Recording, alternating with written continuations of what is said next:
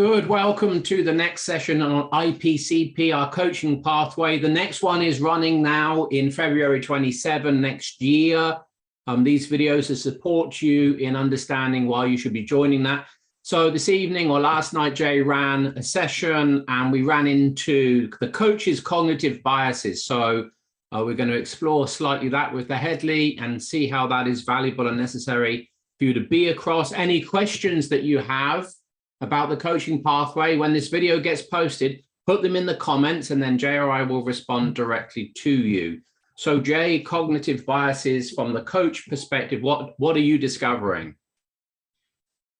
Not so much what I'm discovering. I've known that the coach needs to do the work to get their stuff out the way. Otherwise, that's going to get projected upon the client. What the cohort is really starting to realize is how prevalent that is without the work. It's a bit like trying to understand a book by reading the first chapter.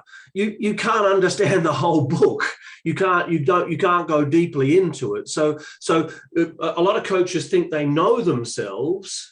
And some of these coaches have been through practitioner, master practitioner, and they've done the old meta coaching with us, coming into this program now, starting to realize, holy crap, my biases are quite large, and I can now actually see how they're getting in the way of me being an effective coach, an effective developmental coach. Okay. And so last night we explored your thinking preferences, and we explored your work preferences. And so thinking preferences are, I think we're looking at, do you think in terms of, well, your work preferences are, do you prefer working by yourself or in a team with others? And the important part about that is shared responsibility. Do you like to hold responsibility yourself? Even though you like working with people, then you're likely a group worker than a team worker. If you like working with people and sharing responsibility, then you're definitely a team worker. And if you like to hold responsibility to yourself and you prefer to get things done on your own, then you're definitely individual. And so, you know, we had lots of people who were team oriented, and lots of people who are extremely independent, individual oriented. Well, that's not really going to work for coaching. And as we explored that, people's faces and chins begin to drop, because it's like, oh, that's really getting in my way. I like to have responsibility. I don't like it to be shared between the client and myself. Well, that's going to facilitate over responsibility 101. And so the coach is going to start being responsible for the client. They're going to start thinking about what the client wants, how they want it. Am I delivering it? All that stuff's going to be going through their head time and time again. In the thinking, let's interrupt the monologue. So, what's a cognitive bias, and what's showing up? Enjoy a smile. And how is that different to it just being a cognitive intention? What's the variable? So it becomes a bias when it becomes a driver. And so it becomes a driver when there's a high score in one or both of the cognitive intentions, or if there are 3 cognitive intentions in a category, then across all 3. Then the category becomes a bias. Then it's a cognitive category bias, which is off the scale. Then it's part of your identity. It's part of your personality structure at that point. So hold on. Say more about off the scale. It's off the scale in terms of.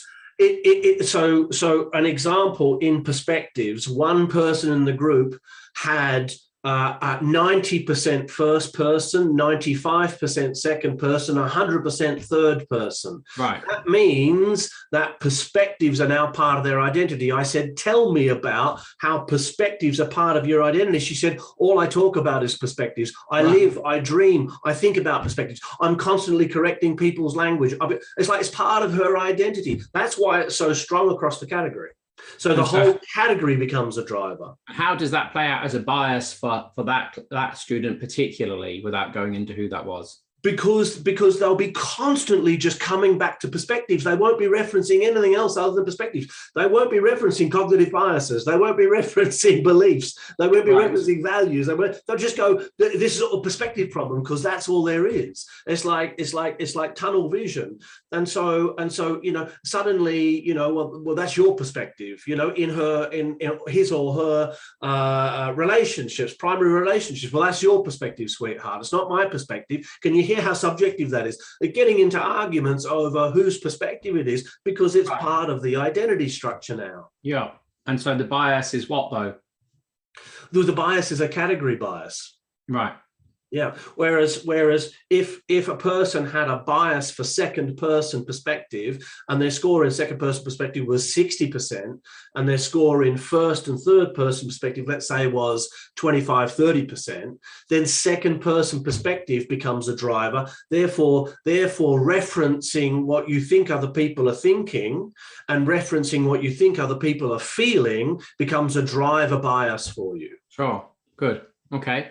And what to do, and how is the course helping with that for the student? As we go deeply into each of the biases, the students are seeing not only how the bias runs for them, but we're having individual and collective coaching conversations where everybody's invited into the process. So I'll coach somebody to their bias by asking, what's the positive intention of the bias? How does it serve you? How does it not serve you? Really simple questions. As you sit back, do you have permission to be able to expand your thinking to include the other perspectives, to include the other views within that category? Stuff like that. But then we'll slow it down. And we'll go, what question would you ask here across the cohort? If you were this person, what's coming up for you? Who else has this bias? Right, what's coming up for you as I'm asking Bob these questions? What's coming up for you? What's coming up for you? What's coming up for you? What's coming up for you?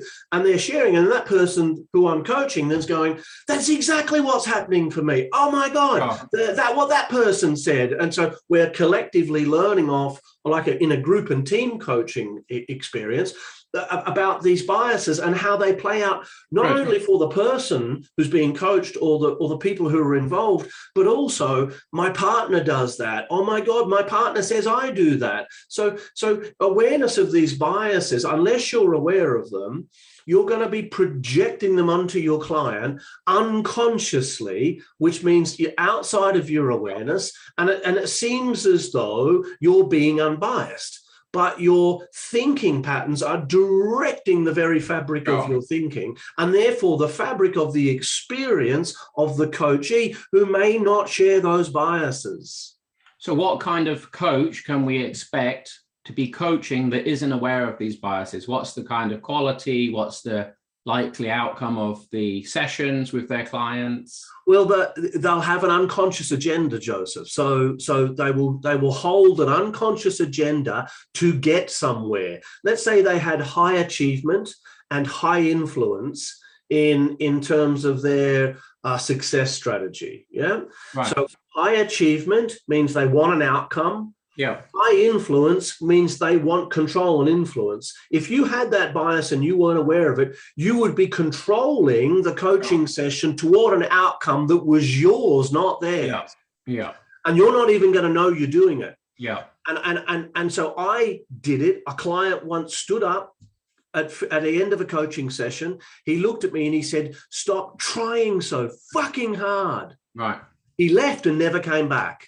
It was the lesson for me that I was holding an agenda. It took me about 2 years to see it, but as I just held on to that, held on to it, it came to me like, that's what was going on. Here's me driving the session with my biases. That kind of thing's going to happen. So as you can hear from our sharing here, we're very keen and we are very invested in making sure that as a coach, and particularly as an accredited coaching room coach, you're across a really clean, pure, and systemic approach to coaching. If that interests you, drop your questions in the comment section, or just really easy, come book on the course for next year, see Harriet. That's it from us. Till next time.